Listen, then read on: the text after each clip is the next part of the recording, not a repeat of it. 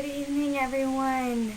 I hope you all are having a pretty okay week number 2. There's a lot of crazy stuff going on this week between storms and preparing and getting water and gas and all that kind of stuff. And if you are on the Big Island, as I know, I think I might have 1 or 2 of you that are there. I hope you are safe and prepared.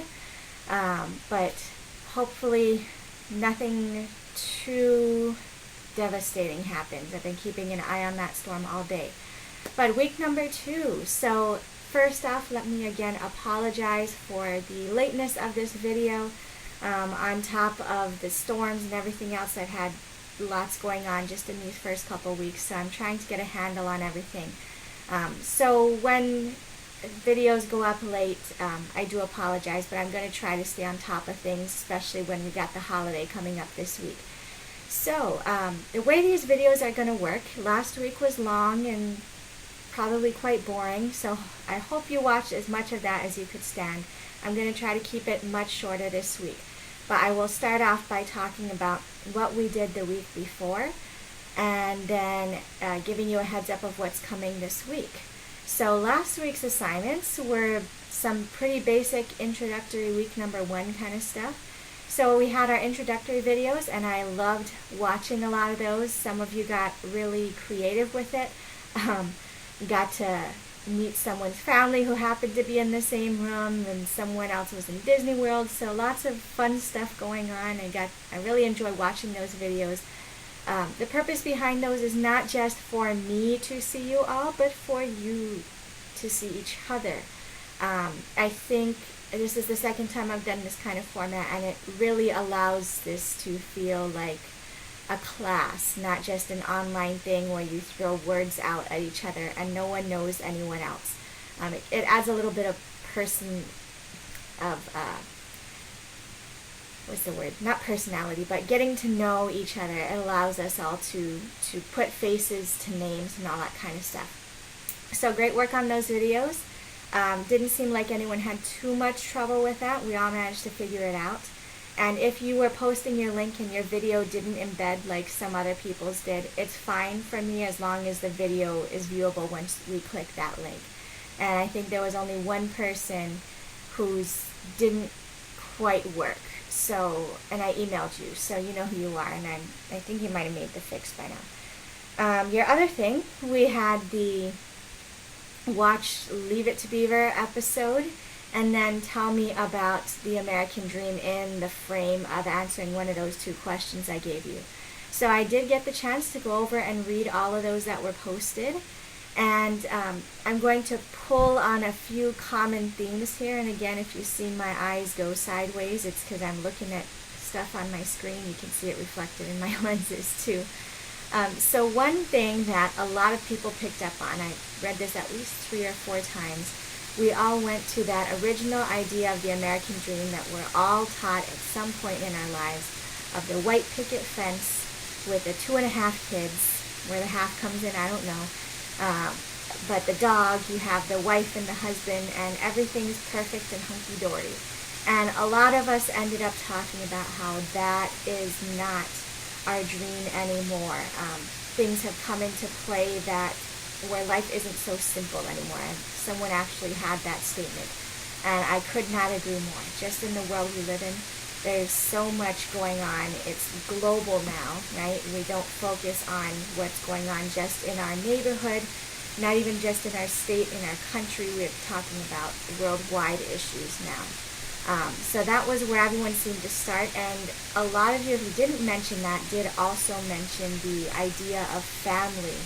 And what was really interesting is that even if you said we don't have the Leave It to Beaver simple American Dream anymore, was that back then family was important. Family is just as important now. And a lot of you, I believe, seem to have been here for a long time or been born and raised in Hawaii. And a lot of that I really think comes from being here. Family is everything in Hawaii, essentially. I think it comes from our being out in the middle of nowhere, and we really have no one to depend on but each other.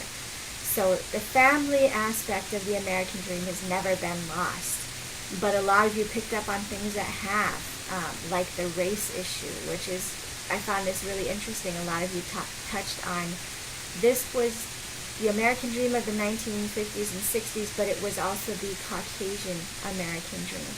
Did not include, there was not a single character of a different race in that episode. The teacher, the principal, the kids, everyone was white. And that has definitely changed. And you can make the argument both ways, that the American dream is now more inclusive of those groups. And then with all of the stuff we've got going on in the news, of course, they're still on the fringes, right? African Americans, Hawaiians, especially those two groups, Mexicans with Donald Trump and his things going out all over the place every other day. Those are groups that are left out, and you can make the argument that they still are not included in the American dream of today. One other thing you all picked up on, almost everyone mentioned the gender roles in the episode. And I find the character of June Cleaver, the mom, really interesting, because she is, in a, I guess you can say, closed off role. She stays at home, she's the caretaker for the kids, but really when you think about it, she is the boss of that family. She runs everything, right? She makes sure the kids get their lunch on the way out the door. The husband comes home and he talks to her. And maybe she's not the disciplinarian of the kids, but they definitely do what mom tells them to do, to a certain extent, right? A lot of you mentioned my favorite scene with the bathtub. I laugh at that one every time. But the kids listen to what she says, and the father is almost left, because he's not home all the time, he's almost left to reinforce what mom says. And you could argue that in a lot of families that still exists. A lot of you mentioned being single parents, right? There is no one to back you up, so you are the authority. You are you have to be both the loving parent and the authoritative figure, right? And then a couple other things was this idea of freedom to choose. Someone mentioned that to them growing up, the American dream was all about freedom. And I think this is one that definitely comes into play when we talk about how the American dream has changed over time. We've held on to the idea of family and certain other things, but because the American dream is this idea of freedom, we have the freedom to choose another dream, to change and to embrace other things. And then the other central idea to the freedom is it's almost a freedom to do whatever makes you happy, and that came up in a lot of posts as well. Right? We have the Constitution, the right to life, liberty, and the pursuit of happiness. Right? So the idea of doing what makes you happy in whatever way, shape, or form that takes is central to that American dream. So throughout the semester, we're using this Leave It to Beaver as kind of a starting point. Throughout the semester, we're going to build on this, and we're definitely going to look at that, how the American dream changes over time and place too, right? We're starting this week with Ragged Dick, set in New York, East Coast, about as far away American, right, a part of America as we can get from ourselves. So we're looking at the New York ideal, the 1860s New York ideal American dream, and then we'll move on to looking at Hawaii, right, 1940, 1950 Hawaii, and we can do some comparisons there. It's set around just a few years before Leave It to Beaver. We can look at how the changing the location changes some of the meaning there. And then, of course, we get the race issue added in when we're looking at Hawaii. We're going to be looking at a book where all the characters are pretty much Japanese American, the main characters, right? So, and then as we get to our last book, we'll go back to another thing that was actually brought up was materialism. And we'll look at how materialism has definitely played a central role in the American dream now, right? It's not even about having money. It's how you spend that money and what you can get with it to better yourself, right? It would be like the, what is it called? Keeping Up with the Joneses, right? It would be like if Leave It to Beaver had the neighbor involved and the family is always competing with them. That's kind of what the American dream has come to be now, is freedom to choose to be happy by buying stuff, right? So that was last week, just touching on some of the main ideas there. I really did enjoy reading the variety of stuff that you guys posted for this, and everyone did a great job of connecting your ideas back to the episode itself, and I'm really glad everyone was able to watch that, considering it was the only free version of the episode I could find.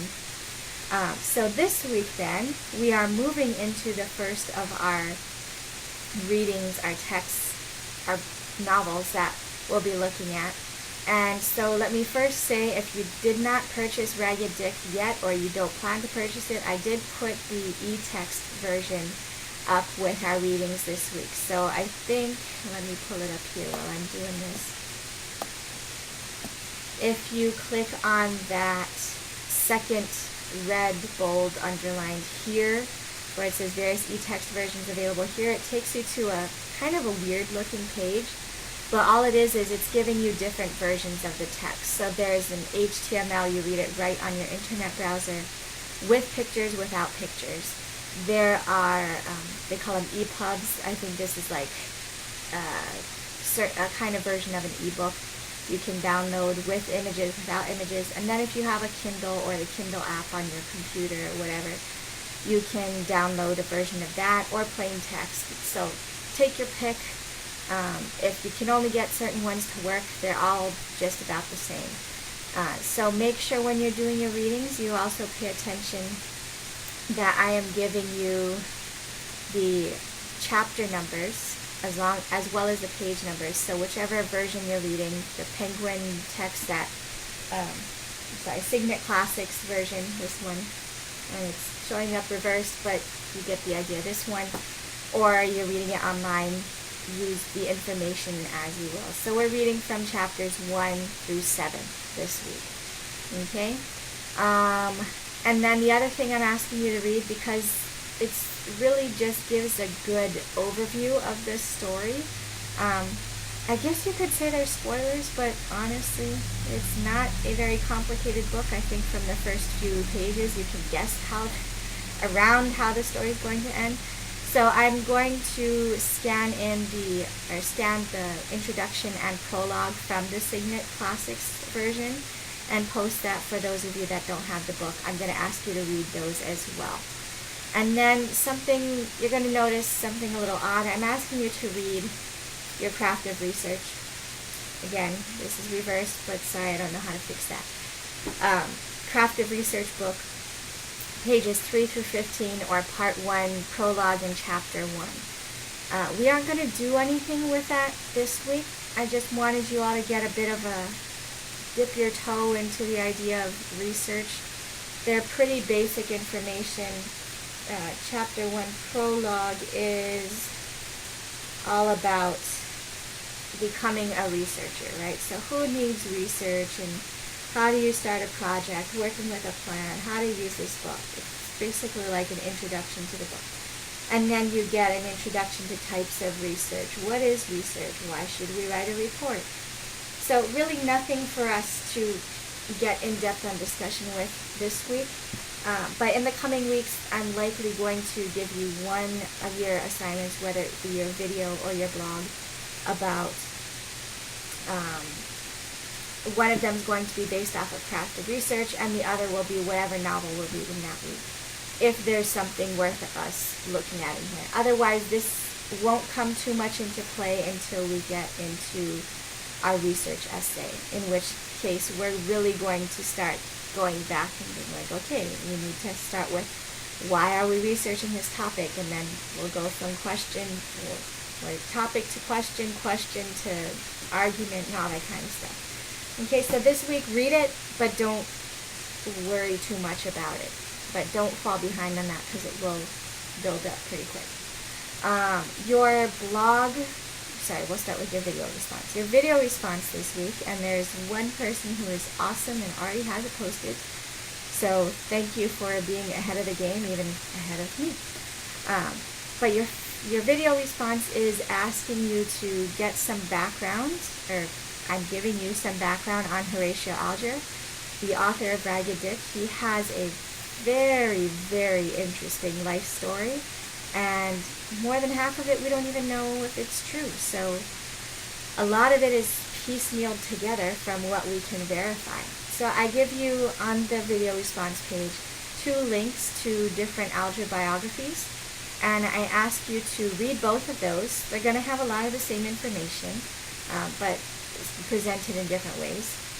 So read both of those in addition to the other stuff this week, and choose 5 events from Alger's life story that you believe are central to his life and his writing. And then think about how these events have impacted what he wrote about. When you read the introduction, one of the things I'll tell you is that almost every story Alger wrote had the same formula. He was a formulaic writer, not even in what we would call a series anymore. He just wrote basically the same story and switched out characters every time. And there's a great little part in here. Let me see if I can find it.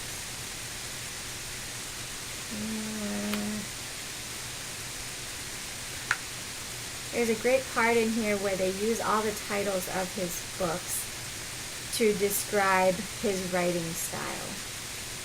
Here we go. So this is page, I think this is 12, little tiny Roman numeral 12, where on the introduction, and it says, here's a boilerplate for the typical Horatio Alger story, culled from his titles.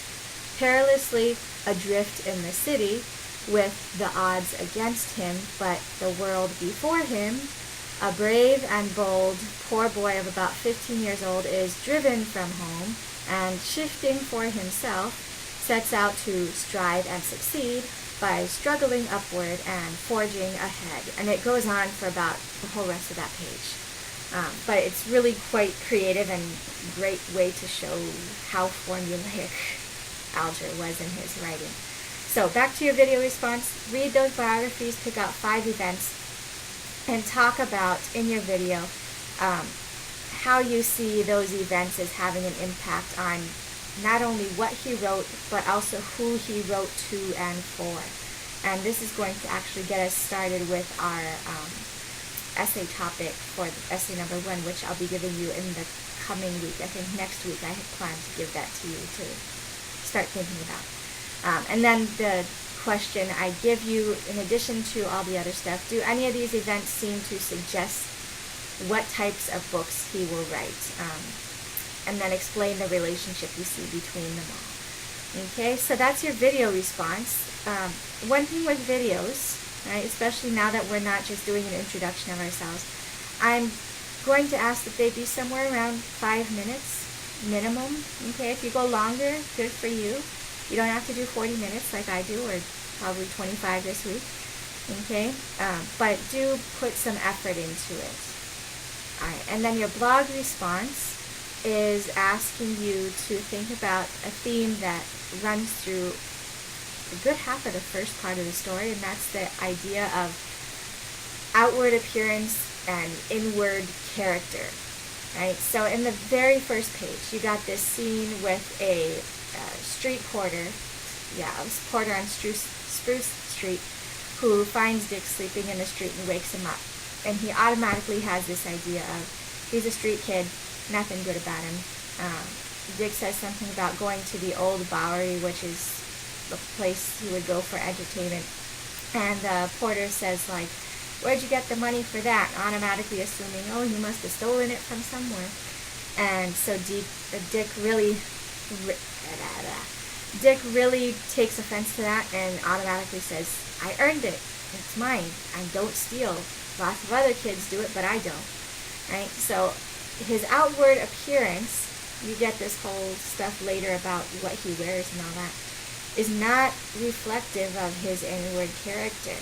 So I ask you to think about a few other scenes, I'd say like 2 to 3 other scenes, passages from the story where you see this happening, because it doesn't just happen with Dick, and you also see the opposite occurring with some characters, where their outward appearance is perhaps better than their inward character.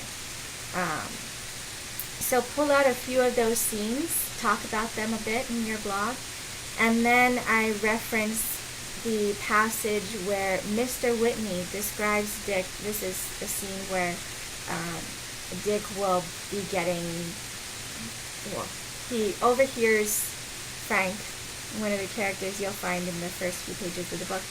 He overhears Frank talking about not being able to go on a tour of New York because his uncle is too busy working.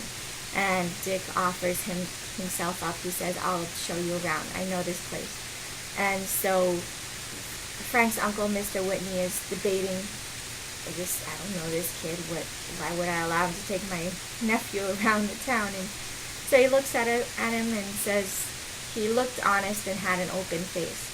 And I've always been fascinated by this particular line because it's so vague. What does someone who looks honest, has an open face, what does that actually look like? So I ask you to, if you're an artistic person, either draw a picture on your computer or on paper, and you can take a picture of your picture that you've drawn and put it on your post.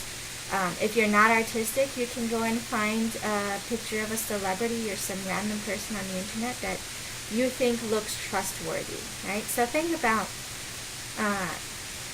maybe not just outward features like hair color, skin color, whatever, but also like placement of how close are your eyes to each other, how big is your nose, is your lips real big or your mouth real small, those kind of things, right? And if you dig hard enough, you'll find some really interesting stuff on the internet about this, scientifically based stuff. And if no one finds it, I will likely bring it up in my video next week. I don't want to spoil anything for you guys. So when you find that picture, talk about what features make you feel this picture represents an honest person. So essentially you're looking for, maybe not a male, but a picture of someone that you feel might represent Dick at this point as having that open and honest face, female or male, right? Okay, so that's written.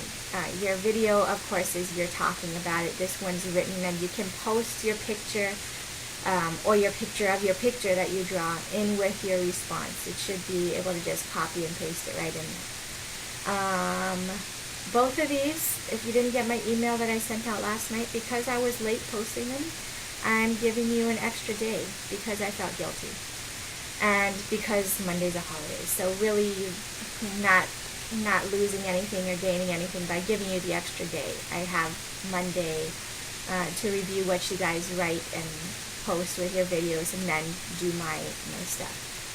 Okay, so Sunday, September 4th at midnight.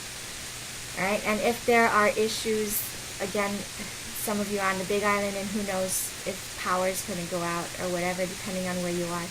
So if there are issues with storm-related things, do your best to contact me and let me know that something might not work.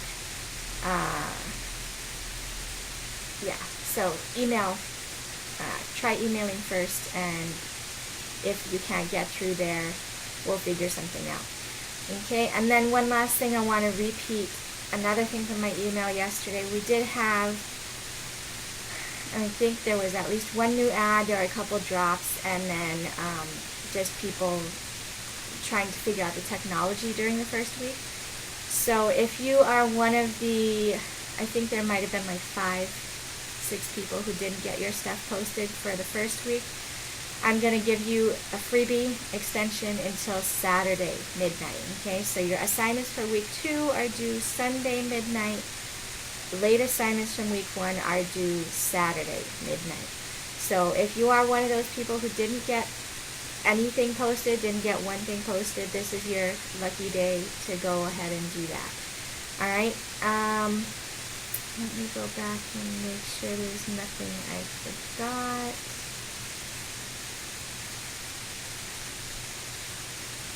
I think that's it. Okay, so keep working with all of this stuff.